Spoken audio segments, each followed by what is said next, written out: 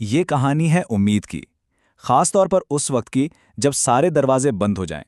ایک ایسی ثابت قدمی کی داستان ہے جب ایک انسان کو شدید ترین مشکلات اور گہرے غم کا سامنا کرنا پڑا، اور پھر مدد ایک ایسی جگہ سے آئی جس کا کوئی تصور بھی نہیں کر سکتا تھا۔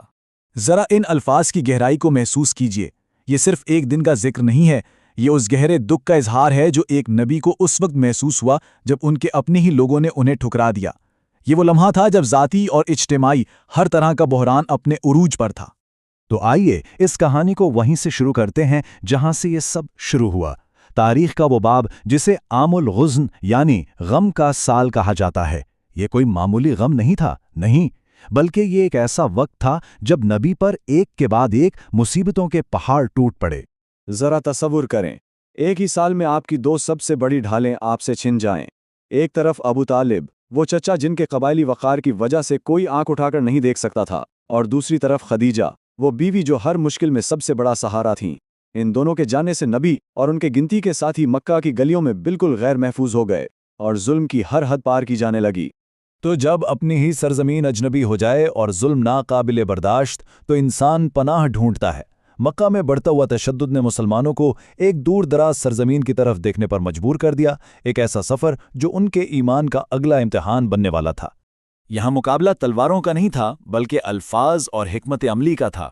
ایک طرف مکہ کے طاقتور قریش جو بادشاہ کو مہنگے تحفوں سے ورغلانے آئے تھے، دوسری طرف تھے بے سہارا مہاجرین جن کے پاس صرف سچائی اور انصاف کی اپیل تھی۔ قریش کی چال بہت شاطرانہ تھی، وہ جانتے تھے کہ بادشاہ کو کس چیز سے متاثر کیا جا سکتا ہے۔ اور یوں حبشہ کے شاہی دربار میں سٹیج سج گیا، ایک طرف طاقت، دولت اور اثر و رسوخ، اور دوسری طرف چند پناہ گزین، اور فیصلہ تھا ایک عیسائی بادشاہ نجاشی کے ہاتھ میں جو اپنی انصاف پسندیدگی کے لیے مشہور تھا۔ قریش کو لگا تھا کہ بس ان کا کام ہو گیا، لیکن انہوں نے بادشاہ کے انصاف کو بہت کم سمجھا تھا۔ نجاشی نے طائف ایک طرف رکھے اور ایک ایسا اصول بیان کیا جو ہر منصف حکمران کی بنیاد ہوتا ہے: میں دوسرے فریق کو سنے بغیر کبھی فیصلہ نہیں کر سکتا۔ اس ایک جملے نے قریش کی ساری چال ناکام کر دی۔ اس موقع پر مسلمانوں کے ترجمان جعفر ابن ابی طالب آگے بڑھے۔ ان کی دلیل نے، آپ کہہ سکتے ہیں کہ مقدمے کا رخ ہی بدل دیا۔ انہوں نے پہلے اپنے ماضی کی تصویر کشی کی، بادشاہ سلامت، ہم جہالت میں ڈوبے ہوئے تھے۔ پھر انہوں نے بتایا کہ کیسے نبی کی آمد نے انہیں اخلاقیات اور ایک خدا کی عبادت سکھائی، اور آخر میں انہوں نے اپنی ہجرت کی وجہ بتائی کہ اسی سچائی کو اپنانے کی وجہ سے ان پر ظلم کیا جا رہا ہے۔ یہ ایک مکمل اور طاقتور کہانی تھی۔ قریش کی چال ناکام ہو گئی۔ کیوں؟ کیونکہ جعفر کی کہانی میں ایک ایسی سچائی تھی جسے بادشاہ پہچان گیا، اور جب جعفر نے قرآن سے مریم اور عیسیٰ علیہ السلام کے بارے میں آیات پڑھیں تو وہ الفاظ بادشاہ کے دل میں اتر گئے۔ کہتے ہیں کہ اس کی آنکھوں سے آنسو بہنے لگے، کیونکہ اس نے اپنے ہی عقیدے کی گونج ایک اجنبی کی زبان سے سنی تھی۔ پہلی کوشش میں ہارنے کے بعد قریش نے اپنی آخری اور سب سے خطرناک چال چلی۔ انہوں نے مذہب کو ہتھیار بنایا۔ وہ جانتے تھے کہ عیسیٰ علیہ السلام کا مقام عیسائی بادشاہ کے لیے کتنا اہم ہے، تو انہوں نے الزام لگایا، یہ لوگ آپ کے پیغمبر کی تعظیم نہیں کرتے۔ یہ ایک ایسی چنگاری تھی جو پورے دربار کو جلا سکتی تھی۔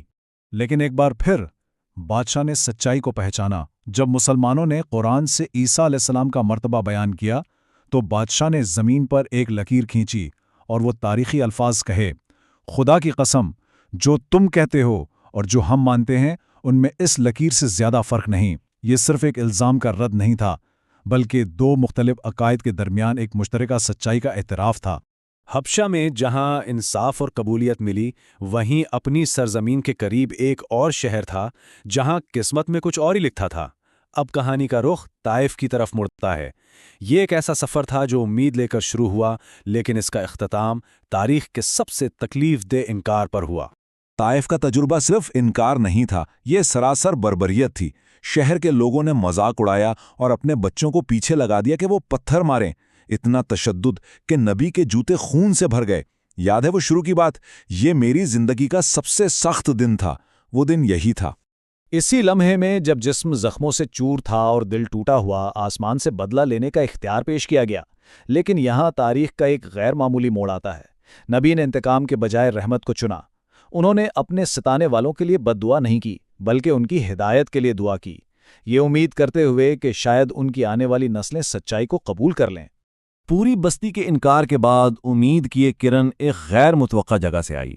ایک باغ میں پناہ لیے ہوئے اداس نامی ایک عیسائی غلام نے انہیں انگور پیش کیے۔ یہ صرف انگور نہیں تھے، یہ انسانیت کا ایک لمحہ تھا۔ اور جب اداس کو معلوم ہوا کہ یہ اجنبی اس کے اپنے نبی یونس کو میرا بھائی کہہ کر پکارتا ہے، تو وہ جان گیا کہ وہ کسی عام شخص کے سامنے نہیں کھڑا۔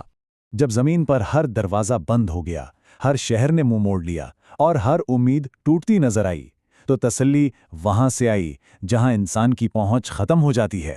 ان زمینی آزمائشوں کا جواب اب آسمانوں سے آنے والا تھا۔ اور یہاں ایک اور ستم ظریفی دیکھیں۔ طائف سے مسترد ہونے کے بعد اب نبی مکہ میں بھی داخل نہیں ہو سکتے تھے۔ پناہ ملی تو ایک ایسے شخص سے جو ان کے پیغام پر ایمان نہیں لایا تھا، مطعم بن عدی۔ اس نے قبائلی غیرت کے نام پر اپنے مسلح بیٹوں کے ساتھ نبی کو واپس کعبہ پہنچایا۔ یہ اس بات کا ثبوت تھا کہ مدد کبھی کبھی وہاں سے بھی آتی ہے جہاں سے توقع نہ ہو۔ تو پیغام واضح تھا، اگر انسانوں کی دنیا نے آپ کو ٹھکرا دیا تو کائنات کی دوسری قوتیں آپ کی گواہی دیں گی۔ غیب سے جنوں کی ایک جماعت نے قرآن سنا اور ایمان لے آئی، اور پھر سب سے بڑی عزت افزائی ہوئی آسمانوں کا سفر، جہاں زمین کے انکار کے بدلے آسمانوں نے استقبال کیا۔ اس پورے سفر کا اختتام ہوتا ہے اسراء و معراج پر۔ یہ ایک رات کا وہ معجزاتی سفر ہے جس میں نبی مکہ سے یروشلم اور پھر آسمانوں کی بلندیوں تک گئے۔ یہ صرف ایک سفر نہیں تھا، نہیں، یہ غم کے سال اور طائف کی تکلیفوں کا براہ راست الہی جواب تھا۔ ایک تسلی کہ اگر دنیا منہ موڑ لے تو کائنات کا خالق آپ کے ساتھ ہے۔ تو آخر میں یہ کہانی ہمیں ایک گہرے سوال پر چھوڑ جاتی ہے۔ جب تمام زمینی دروازے بند ہو جائیں اور ہر طرف سے انکار ملے، تو انسان امید کہاں سے تلاش کرتا ہے؟ شاید حقیقی تسلی تبھی ملتی ہے جب نظریں زمین سے اٹھ کر آسمان کی طرف دیکھتی ہیں۔